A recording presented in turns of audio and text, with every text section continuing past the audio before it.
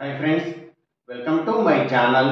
Friends, నా channel కనుక మీరు ఇంకా సబ్స్క్రైబ్ చేసుకోకపోయినట్టయితే ప్లీజ్ సబ్స్క్రైబ్.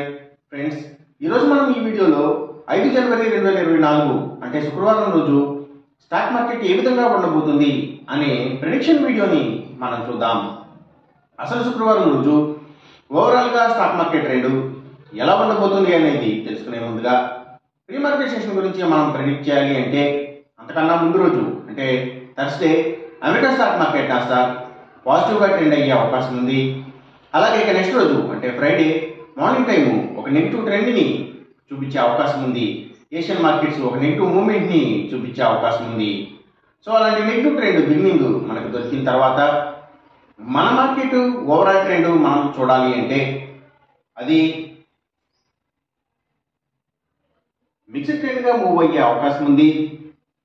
అందులో ఎక్కువగా పాజిటివ్గానే ట్రెండ్ అయ్యే అవకాశం ఉంది. సేమ్ బ్యాంక్ నిఫ్టీ కూడా అలాగే మిక్స్డ్ ట్రెండ్గానే మూవ్ అయ్యి అందులో ఎక్కువగా పాజిటివ్గానే ట్రెండ్ అయ్యే అవకాశం ఉంది. నిఫ్టీ ఐటీ మాత్రం కొంత నెగిటివ్ ట్రెండ్ని చూపించే అవకాశం ఉంది. ఇక మనం ఇంట్రాడే స్టాక్ సెలెక్షన్ విషయంలో భాగంగా ముందుగా మనం గెయినర్స్ విషయం చూడాలి అంటే ఏవైతే ఫుడ్ ఆర్డర్ అండ్ డెలివరీస్కి సంబంధించిన కంపెనీల స్టాక్స్ మంచిగా గెయిన్ అయ్యే అవకాశం ఉంది.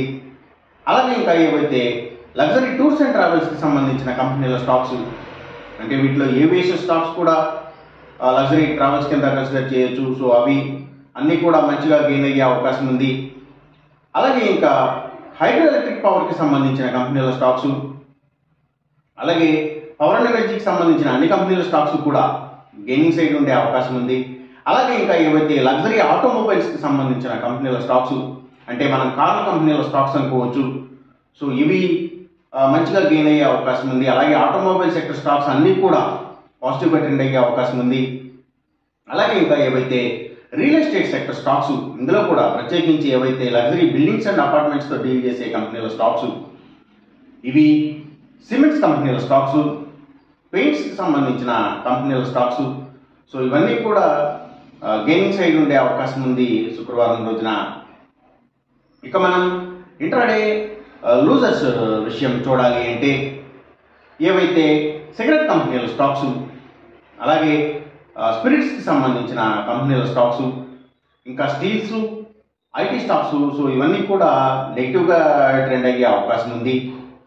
అలాగే ఇంకా ఏవైతే కమ్యూనికేషన్ సెక్టర్ స్టాక్స్ వాటిని బేస్ చేసుకుని పనిచేసే cell phone towers cables internet services providers అలాగే media sector stocks media and television నెట్వర్క్స్కి సంబంధించిన కంపెనీల స్టాక్స్ స్మాల్ ఫైనాన్సెస్ కూడా అంటే స్మాల్ ఫైనాన్స్ కంపెనీలు స్మాల్ ఫైనాన్స్ బ్యాంక్స్ కూడా కొంతవరకు నెగిటివ్గా ట్రేడ్ అయ్యే అవకాశం ఉంది శుక్రవారం రోజున.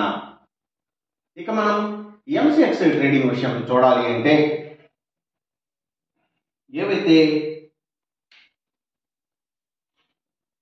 గోల్డ్ ప్రైసెస్ అలాగే సిల్వర్ ప్రైసెస్ ఇంకా crude oil and natural gases prices so ఇవన్నీ కూడా తగ్గే అవకాశం ఉంది. కాపర్ ప్రైసెస్ మాత్రం బాగా పెరిగే అవకాశం ఉంది. ఈ చెప్పిన రిజల్ట్స్కి ఏమాత్రం వ్యతిరేకంగా జరుగుతున్నట్టు మీకు అనిపించినా సరే ఇమీడియట్గా మీ బెడ్ల నుంచి వెనక్కి వచ్చేసేయండి. ఇది కేవలం ఒక ఆస్ట్రాలజికల్ ప్రెడిక్షన్ మాత్రమే, దయచేసి గమనించండి. అలాగే ఈ వీడియో కనుక మీకు నచ్చినట్టయితే నా ఛానల్ని సబ్స్క్రైబ్ చేయండి. అందరికీ ఈ వీడియోని షేర్ చేయండి, లైక్ చేయండి. Thank you for watching.